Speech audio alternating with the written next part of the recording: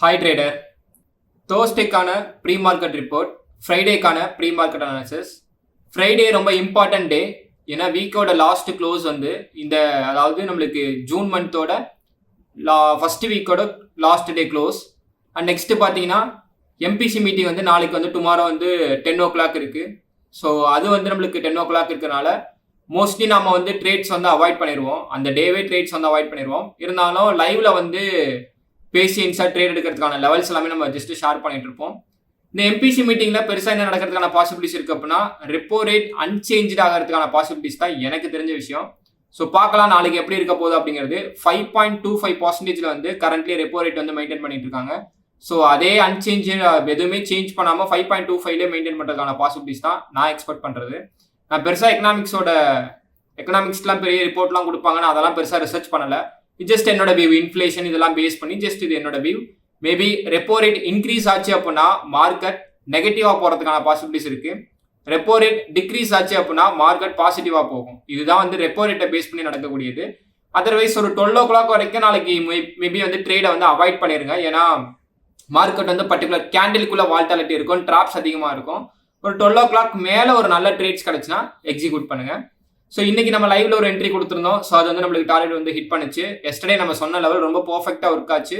So லெவல்ஸை watch பண்ணியிருக்கவங்களுக்கு ஒரு clear ஐடியாவில் இன்னைக்கு ஒரு ட்ரேடிங் செட்டப்ல ஒரு ட்ரேடிங் என்ட்ரி கூட ஃபோக்கஸ் பண்ணி நீங்கள் எடுத்துக்கலாம். ஸோ இன்னைக்கு என்ன ஒர்க் ஆச்சுங்கிற ரிப்போர்ட் அண்ட் நெக்ஸ்ட் நாளைக்கான லெவல் சஜஸ்ட் நான் ஷேர் பண்ணிடுறேன். ஃபர்ஸ்ட் நம்மளுக்கு நிஃப்டி வந்து 1 hour டைம் ஃப்ரேம்ல இருக்கு. ஸோ 1 hourல இருந்து நம்மளுக்கான small confirmation, short term confirmation என்னன்னா, நிஃப்டி வந்து ஃபர்ஸ்டே வந்து நம்மளுக்கு கேப் டவுன்ல ஓப்பன் ஆச்சு. ஓப்பன் ஆனோன்னு இந்த 2 லெவலை நான் ஷேர் பண்ணியிருந்தேன் ஆல்ரெடி அனலைஸ் வீடியோலே.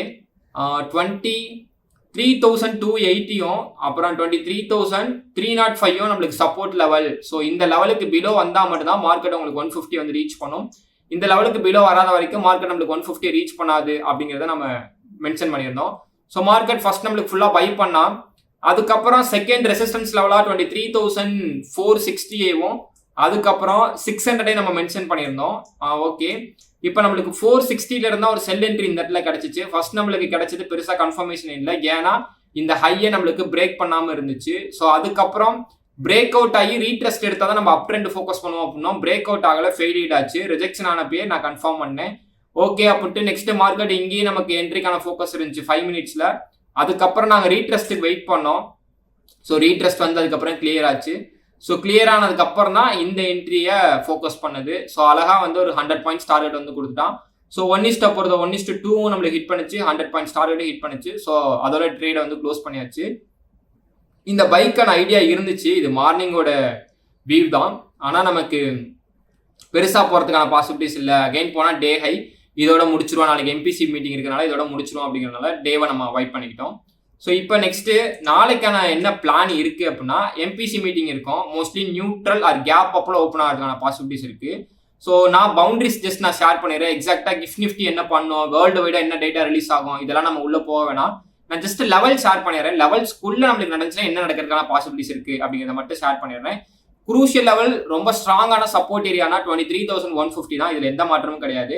அதே மாதிரி இப்போதைக்கு ரொம்ப ஸ்ட்ராங்கான ரெசிஸ்டன்ஸ் ஏரியானா ஃபர்ஸ்ட் நம்மளுக்கு 23,600 700 தான் ஸ்ட்ராங்கான ரெசிஸ்டன்ஸ் ஏரியா. இதுதான் நம்மளுக்கு 1 hourல கிடைச்சிருக்கக்கூடிய கன்ஃபர்மேஷன்.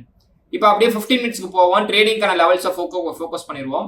மார்க்கெட் பர்டிகுலர்லி இந்த ஜோனுக்குள்ள ஓப்பன் ஆச்சு அப்படின்னா சப்போர்ட் எடுக்கிறதுக்கான பாசிபிலிட்டிஸ் இங்க இருந்து இருக்கு. ஓகேங்களா, அதாவது 23,300 334 இந்த ரேஞ்ச் நம்ம ஃபோக்கஸ் பண்ணிக்கலாம். இதுக்கு பிலோ மார்க்கெட் வருதுன்னா டே லோல இங்க சப்போர்ட் எடுக்கிறதுக்கான சான்ஸ் ரொம்ப ரொம்ப கம்மியாயிருச்சு.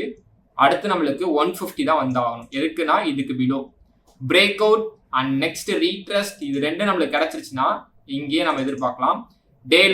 இன்னைக்கு டே லோவை ஃபர்ஸ்ட் லெவல் டார்கெட் ஆகும். நெக்ஸ்ட் லெவல் இந்த லெவலை நம்ம ஃபோக்கஸ் பண்ணிடலாம். எதுக்கு பிலோனா 300க்கு பிலோ மார்க்கெட் சஸ்டெயின் ஆச்சுன்னா அந்த லெவலை நீங்க ஃபோக்கஸ் பண்ணிக்கோங்க. ஓகேங்களா, 300க்கு எபோ தான் மார்க்கெட் இருக்கு அப்படின்னா சப்போர்ட் எடுத்துச்சுன்னா ஃபர்ஸ்ட் ரெசிஸ்டன்ஸ் லெவல் ரொம்ப குரூஷியலான லெவல். இன்னைக்கு டேவும் நம்மளுக்கு மென்ஷன் பண்ணியிருக்கு அந்த லெவலை. ஸோ 460 நம்மளுக்கு மெயின்டைன் ஆயிருக்கு. ஓகேங்களா, 460 நம்மளுக்கு ரெசிஸ்டன்ஸ் லெவல். 460க்கு மேலே எஸ்டர்டேவே நம்ம எதிர்பார்த்தது தான். ஒரு சின்னதாக அப் ட்ரெண்ட் போயிட்டு நெக்ஸ்ட் ரீட்ரெஸ்ட் வந்துட்டு போச்சுன்னா 600 வரைக்கும் நான் பை என்ட்ரி ஃபோக்கஸ் பண்ணணும். இதுதான் என்னோட வியூவா நாளைக்கு நான் ஃபோக்கஸ் பண்ணக்கூடியது.